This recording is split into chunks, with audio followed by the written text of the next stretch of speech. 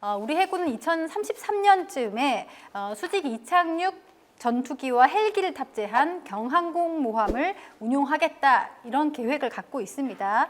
하지만 이 K9 자주포나 KF-21 같은 우리 전략 자산 개발이나 확보에 한 10년 가까운 시간이 걸리죠. 그렇기 때문에 항공모함 또한 지금뿐만 아니라 10년, 20년 후를 보고 신중하게 준비를 해야 할 텐데 현실적인 난관이 참 많을 것 같습니다. 어떤 게 있을까요? 국방부 측면에서는 국방정책의 우선순위가 있을 것이고 여러 가지 사업을 해야 되는데 미래의 어떤 안보 상황이라든지 재정 여건 이런 걸 종합적으로 고려해서 그 우선순위를 매기게 될 것입니다.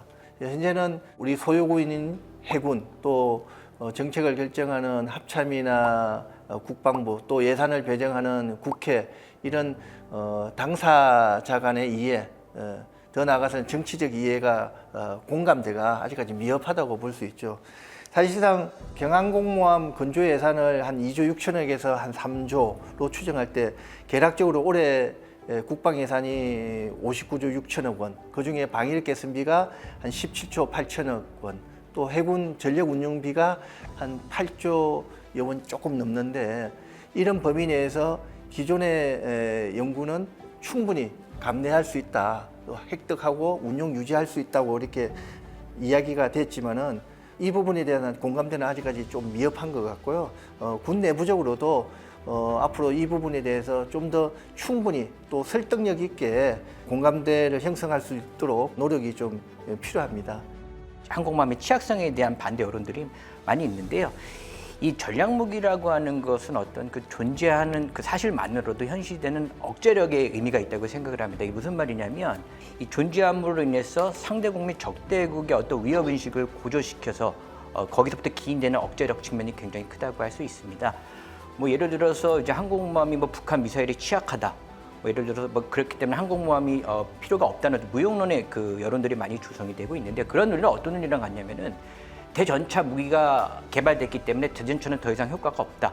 대공 미사일이 발전됐기 때문에 전투기는 더 생산할 필요가 없다는 그 어떤 좀 순환 논리적인 오류의 그 함정이 있다고 생각을 합니다. 그건 굉장히 원론적인 비판이라고 생각을 하고요. 어떤 전략 무기 체계가 갖고 있는 좀 특수성을 고려할 필요가 있고요. 모든 무기 체계는 완전 무결하지 않습니다. 이렇게 변화하는 안보와 환경에 대해서 점진적, 진화적 과정을 거쳐서 발전 보완되기 때문에 우리가 전략 무기 체계 어떤 상징성을 좀 그런 시각에서 볼 필요가 있다고 생각을 하고요.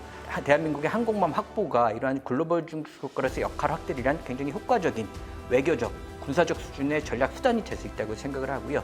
좀 이런 인식을 토대로 어떤 좀 국가 지도자들의 어떤 인식의 전환 그리고 지속적인 일관된 정책적인 지지가 굉장히 중요하다고 생각을 합니다.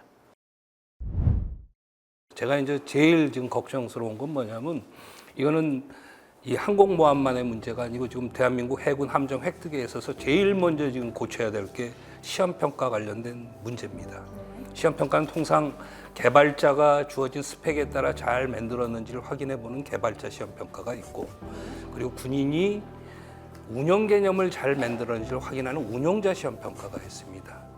그러니까 운용자 시험평가는 개발자가 하는 게 아니고 소요군들이 하는 거거든요. 근데 대한민국은 운용자 시험평가를 조선소가 합니다. 이게 이제 어떤 해프닝이 벌어지냐면 도산 안창호 운용자 시험평가를 하는데 예전에는 해군이 협조를 해서 잠수함 운용을 누가 했었냐면 잠수함 사령부의 그 해군들이 해줍니다.